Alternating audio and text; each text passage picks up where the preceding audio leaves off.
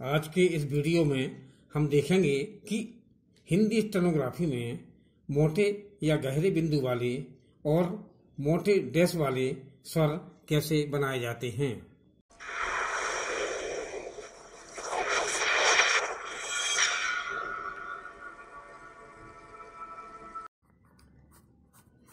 स्वर में पहले होते हैं मोटे बिंदु वाले स्वर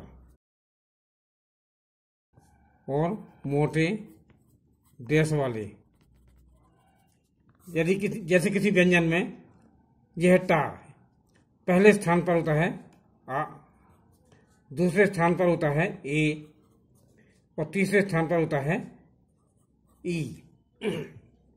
और ये व्यंजन के दोनों साइड लगते हैं, ये गहरे बिंदु के रूप में, गहरे या मोटे बिंदु के रूप में। और दूसरे होते हैं जैसे टा व्यंजन है ये, तो मोटे डैश के रूप में लगते हैं। पहले स्थान पर आ, दूसरे स्थान पर बीच में ओ और तीसरे स्थान पर होता है बड़ा ऊ। ये भी दोनों साइड व्यंजन के लगा सकते हैं। तो अब किसी व्यंजन का स्थान कैसे ध्यान करते हैं।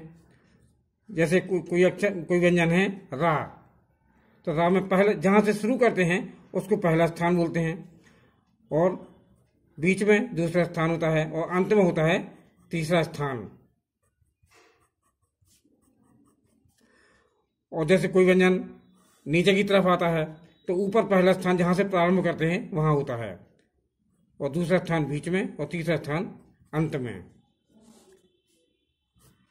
नीचे से पहला स्थान, दूसरा स्थान और तीसरा स्थान, जैसे वा व्यंजन में लगाते हैं, यहाँ पहला, दूसरा और तीसरा। और जैसे का बनाते हैं तो का में भी यहाँ पहला, प्रारंभ में पहला स्थान, बीच में दूसरा स्थान, अंत में तीसरा स्थान होता है।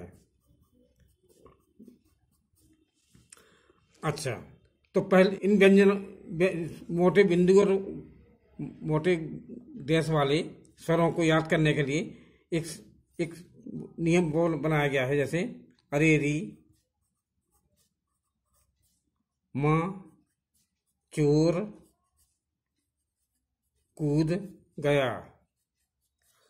तो पहले स्थान पर आ, दूसरे स्थान पर ए और तीसरे स्थान पर ई हो गया। ये माँ में आ की मात्रा है तो आ, ओ और तीसरे स्थान पर ऊ, तो ये हो गया स्थान। अरे री, माँ, चोर, कूद गया। ये याद करने के लिए है ये कि कौन स्थान पे कौन सा स्वर आता है।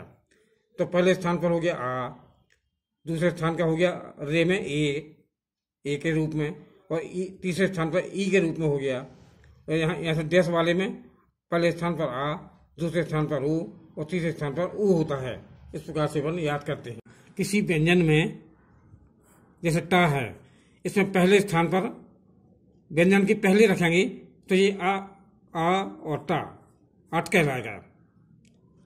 और इसी को व्यंजन के बाद रखेंगे तो ये टा में आ मिला हुआ रहता है, इसलिए अलग से रखने की आवश्यकता नहीं है। और दूसरे स्थान में रखा तो ये हो गया ए का स्वर, तो एट। और बाद में रखेंगे बीच में तो ये कहलाएगा टी की मात्रा कहलाएगी ये। और तीसरे स्थान पर रखेंगे, व्यंजन की पहले रखेंगे तो ये कहलाएगा ईट। और व्यंजन के बाद में रखेंगे तीसरे स्थान पर तो ये कहलाएगा टी। तो पहले स्वर रखेंगे तो स्वर पहले पढ़ा जाएगा, व्यंजन बाद में। और व्यंजन के बाद रखेंगे स्वर तो व्यंजन पहले पढ़ेंगे, और ये मात्रा के रूप में इस स्वर को बाद में पढ़ा जाएगा तो ये कहलाएगा टी। इस प्रकार से उपयोग करते हैं। ऐसे ही मोटे डैश के रूप में हम प्रयोग करते हैं। तो पहले स्थान पर आठ